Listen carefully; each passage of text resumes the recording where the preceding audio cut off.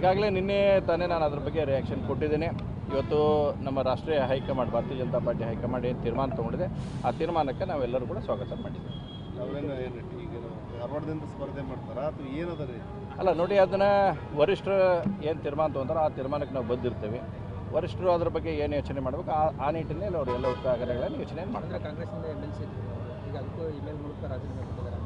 ಬಿಜೆಪಿಯಲ್ಲಿ ಯಾವ ಸ್ಥಾನ? ಅಲ್ಲ ನೋಡಿ, ನ್ಯಾಚುರಲ್ ಆಗಿ ಈಗ ಒಂದು ಪಾರ್ಟಿ ಬಿಟ್ಟು ಒಂದು ಪಾರ್ಟಿಗೆ ಬರ್ಬೇಕಂದ್ರೆ ರಾಜೀನಾಮೆ ಕೊಡಬೇಕಾಗೈತಿ. ಆ ಪ್ರೊಸೆಸನ್ನು ಅವ್ರು ಮಾಡಿದ್ದಾರೆ. ಆ ಕೊಡ್ತಕ್ಕಂಥ ಪ್ರೊಸೆಸನ್ ಆಗಿದೆ. ಮುಂದಿನ ದಿನಮಾನಗಳಲ್ಲಿ ಪಕ್ಷದ ಹೈಕಮಾಂಡ್ ಅದ್ರ ಬಗ್ಗೆ ತೀರ್ಮಾನ ಮಾಡೋದು ಏನು ಎಂತು ಯಾವ ರೀತಿ ಅನ್ನೋಂತಂದ್ರೆ ಪಾರ್ಟಿ ತೀರ್ಮಾನ ತೆಗೆದುಕೊಂಡು ಏನು ತೀರ್ಮಾನ ತಗೊಂಡ್ರೆ ಆ ತೀರ್ಮಾನಕ್ಕೆ ನಾವೆಲ್ಲರೂ ಸ್ಥಳೀಯ ನಾಯಕರು ವಿಶ್ವಾಸಕ್ಕೆ ತೆಗೆದುಕೊಂಡಿಲ್ಲ ಹೈಕಮಾಂಡ್ ಅನ್ನೋದು ನೋಡಿ. ಆ ಥರ ಯಾವುದೂ ಇಲ್ಲ. ಇವತ್ತು ಆ ಥರದ ಘಟನೆಗಳು ನಡೆದಂಥ ಸಂದರ್ಭದಲ್ಲಿ ಇದು 4 ಚೌಕಟ್ಟಿನ ಮಧ್ಯೆ ನಡೀತಕ್ಕಂಥ ಸಂಧಾನ, ಇದು ಮಾತುಕತೆಗಳಿರ್ತಾವೆ. ಅವನ್ನೆಲ್ಲವನ್ನು ಕೂಡ ಬಹಿರಂಗಪಡಿಸಲಿಕ್ಕೆ ಸಾಧ್ಯ ಇಲ್ಲ. ಅಲ್ಲ, ಜೋಶಿ ಅವರು ದೆಹಲಿಯಲ್ಲೇ ಇದ್ದರು ಸಹ ಅಲ್ಲೆಲ್ಲೂ ಫ್ರೇಮ್ನಲ್ಲಿ ಬರಲಿಲ್ಲ, ಎಲ್ಲೂ ಕಾಣಿಸ್ತಿಲ್ಲ.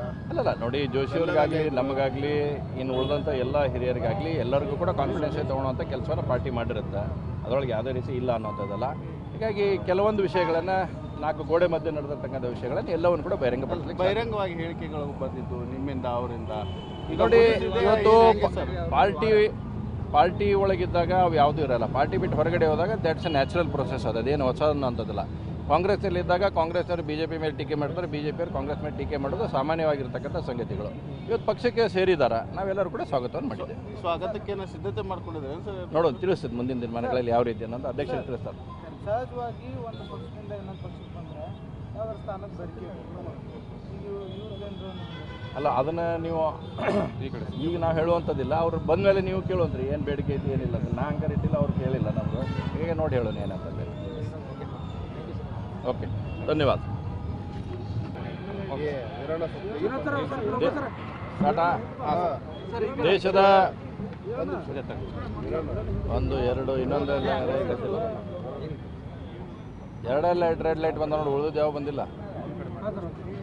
ದೇಶದ ಸಮಸ್ತ ಜನತೆಗೆ 75ನೇ ಗಣರಾಜ್ಯೋತ್ಸವದ ಹಾರ್ದಿಕ ಶುಭಾಶಯಗಳನ್ನು ತಿಳಿಸ್ತಾ ಇವತ್ತು ಹುಬ್ಬಳ್ಳಿಯ ವೀರರಾಣಿ ಕಿತ್ತೂರು ಚೆನ್ನಮ್ಮ ಮೈದಾನದಲ್ಲಿ ಧ್ವಜಾರೋಹಣ ನೆರವೇರಿಸಿ ಕ್ರಾಂತಿವೀರ ಸಂಗೊಳ್ಳಿ ರಾಯಣ್ಣರ ಪುತ್ಥಳಿಗೆ ಮಾಲಾರ್ಪಣೆ ಮಾಡುವ ಮುಖಾಂತರ ಗಣರಾಜ್ಯೋತ್ಸವದ ಶುಭಾಶಯಗಳನ್ನು ನಾನು ಕೋರ್ತಾ ಇದ್ದೇನೆ.